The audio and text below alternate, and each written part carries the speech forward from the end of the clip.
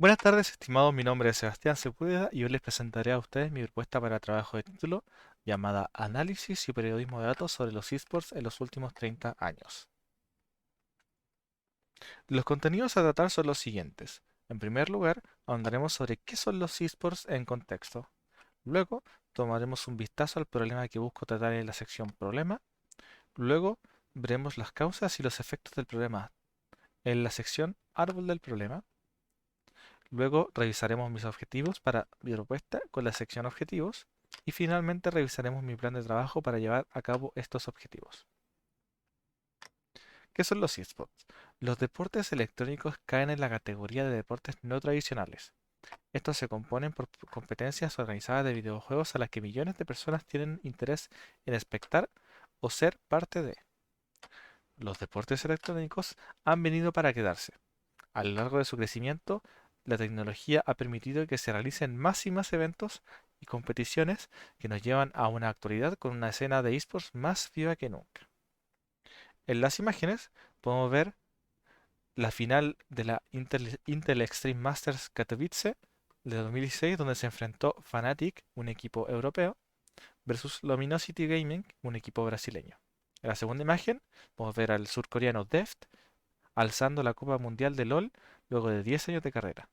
Luego podemos ver a Klaus, jugador argentino, siendo consolado por Redgar, jugador ruso, luego de ser vencido por Gambit en la semifinal de la Valorant Champions. Y finalmente, el estadio de la final de la novena edición de International, Campeonato Mundial, del juego Dota 2.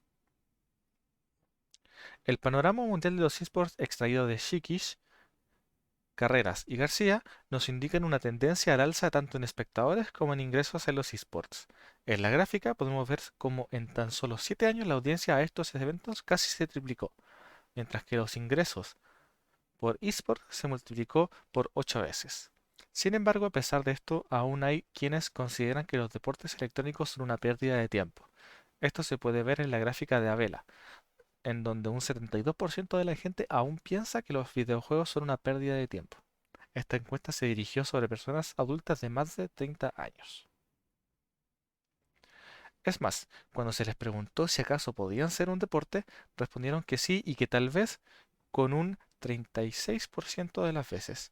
Y en cuanto a si creían que se podrían lograr equipos profesionales a través de los videojuegos, respondieron sí o tal vez más de la mitad de las personas. Santiago Abela, el autor de estos gráficos, concluyó que en su trabajo, que la generación adulta desconocía lo que eran los videojuegos y los deportes electrónicos. Desconocían el nivel de competencia y organización que estos conllevaban y que aquello era un problema porque eran ellos quienes tomaban las decisiones en marcas de sponsors, por ejemplo. Es por esto que identificamos un problema. Los esports, si más bien son muy populares en los jóvenes de hoy en día, no son conocimiento general para las generaciones adultas, quienes no vieron a los esports como una industria gigante que mueve miles de millones de dólares, sino como unos chiquillos que juegan jueguitos en la computadora.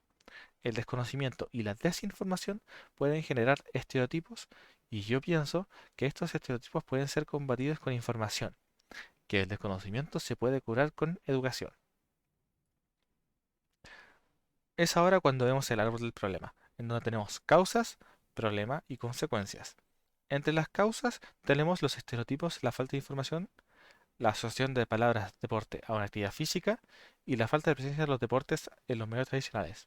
Como consecuencias tenemos una baja participación e incentivos a los deportes electrónicos, un menosprecio a los ciberatletas y un menosprecio a las actividades deportivas realizadas dentro y fuera del país. Es por esto que mis objetivos son analizar la aparición y evolución de los deportes electrónicos de la escena global en los últimos 30 años. Y mis objetivos específicos son recopilar datos de diversas naturalezas como audios, videos o fotos o texto, identificar los eventos importantes y trascendentes sobre los deportes electrónicos que llevaron a su crecimiento a lo largo de su historia, generar visualizaciones sobre estos hechos históricos y validar la experiencia y las visualizaciones con texting de usuarios en los ámbitos de satisfacción de conocimiento y apreciación. A partir de esto se genera esta tabla de tiempos en donde tenemos una duración total de 22 semanas o 5 meses y 2 semanas, en donde las Más largas son la creación de la página web y la creación de visualizaciones, donde también se comprenden una regularización de datos y, y una validación y correcciones del proyecto. Fue un gusto presentar ante ustedes. Me despido.